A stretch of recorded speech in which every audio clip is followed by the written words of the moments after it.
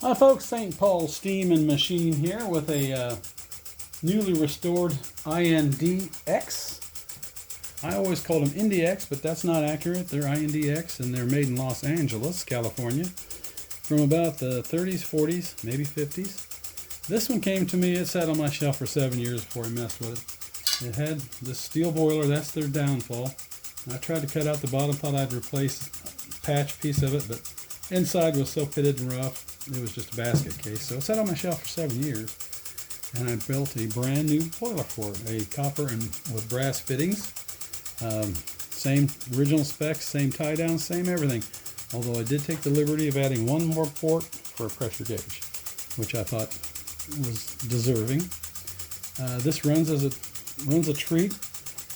It has just got it back from the nickel platers. The boiler got done, professionally nickel plated.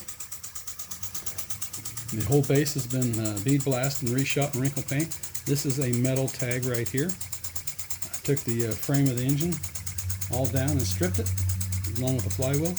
It has a brand new connecting rod right there that's brass because the original one is so brittle I broke it twice just trying to take it out. So this is a single acting engine, so it only makes power one direction. And it should run down to about 6 psi on air. And the uniqueness of this plant now, it has an immersion rod cartridge heater in it right here. And I can take this one screw out, pull that cartridge heater out, replace it in less than a few minutes. And the new one has about 675, 80 some watts, which the original was right around 400, I believe. So quite a bit more power. And these engines could use it too. It's got like a 3/4 inch bore, but being single acting, it just makes power one way.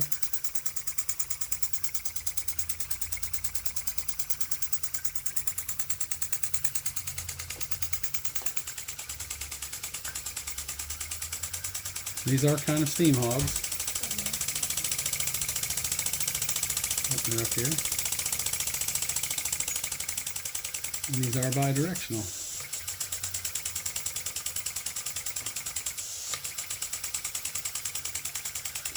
And let's build up some pressure. See if we can get the whistle to blow. Not burning myself.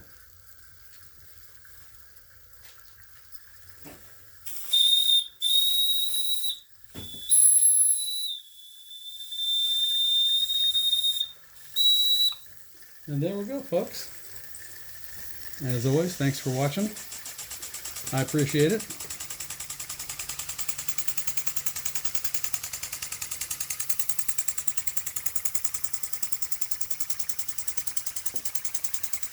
Give you a little up shot, close shot before we depart.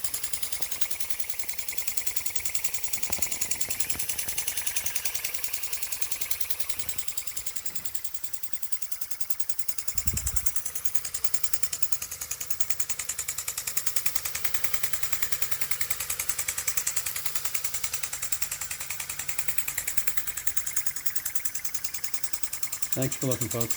As always, I appreciate it. Bye now.